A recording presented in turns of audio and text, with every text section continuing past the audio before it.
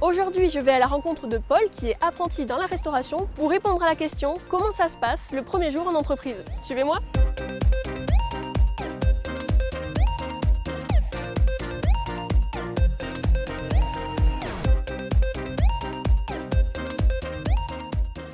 Comment s'est passé ton premier jour en entreprise? Mon premier jour d'entreprise s'est très bien passé. J'ai surtout regardé et j'ai appris comment dresser des tables, servir des clients.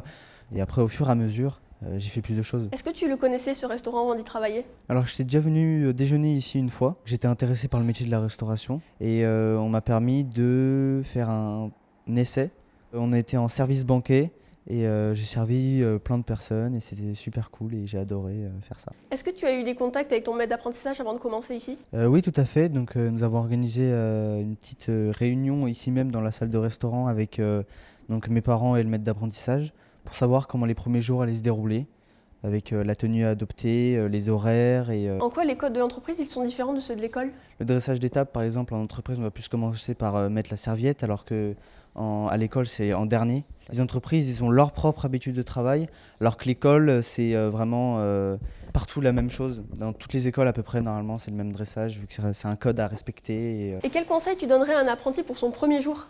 Si tu dois servir un client et que tu le sens pas trop, je préfère laisser le maître d'apprentissage le faire, puis observer et pour après le faire une prochaine fois. Poser des questions parce que c'est comme ça qu'on s'améliore. Et maintenant, je vais à la rencontre de Mathieu, le maître d'apprentissage de Paul. Pour un maître d'apprentissage qui accueille son apprenti demain pour la première fois, quel conseil vous lui donneriez? Ne pas tout de suite employer des termes de la restauration. Parce que quand on arrive dans un métier, on démarre à zéro, on ne connaît rien. Quand ils arrivent, je leur remets un petit livret d'une journée de travail, de comment se déroule la journée. Quelles sont les qualités à avoir quand on est apprenti dans la restauration? C'est bien être à l'écoute du maître d'apprentissage ou du chef de cuisine, d'aller voir les collègues pour voir comment ça se passe, une mise en place. Et quelles questions reviennent régulièrement au début? De quel côté on sert, par la droite ou par la gauche, en fonction du type de service, où est-ce qu'on met le verre. Voilà, c'est des choses qu'on a l'impression qu'on sait faire, mais après, il y a une façon de faire. Le métier de la restauration, c'est une passion. Donc, il faut aimer ce métier-là pour ensuite évoluer au fil des années. Et puis, quand on commence apprenti, viser avoir des projets, devenir chef de rang, maître d'hôtel, et puis par la suite directeur ou être gérant d'un établissement. Là maintenant, nous allons à la rencontre de Christelle, la maman de Paul qui l'a aidé à trouver sa voie.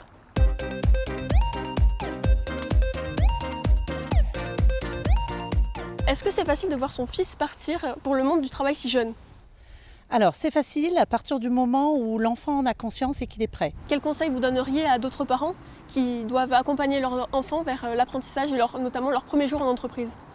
Alors d'abord d'anticiper. C'est pas un choix qui peut être prévu et réfléchi le dernier trimestre de classe de 3e. Il a fallu d'abord trouver un projet avec mon fils. Qu'est-ce que tu as envie de faire? Et ça c'est très compliqué, surtout sur des enfants qui ont 12-13 ans. Et en classe de 4e, il a eu une opportunité de faire un service et ça a été une révélation en fait. Il s'est dit voilà, oh, maman c'est quelque chose, ça m'a plu. Voilà. Et nous en tant que parents, voilà, c'est notre rôle d'essayer de le conforter dans son idée. Il y a beaucoup d'enfants qui se révèlent quand ils sont dans le monde du travail justement.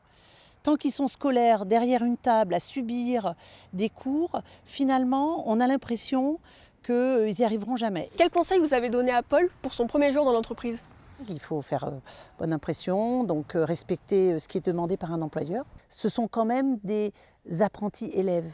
Donc c'est ça qui est important. Ils peuvent se tromper. Voilà, ils ont le droit de se tromper, ils ont le droit de recommencer. Et au contraire, c'est comme ça qu'ils vont devenir performants.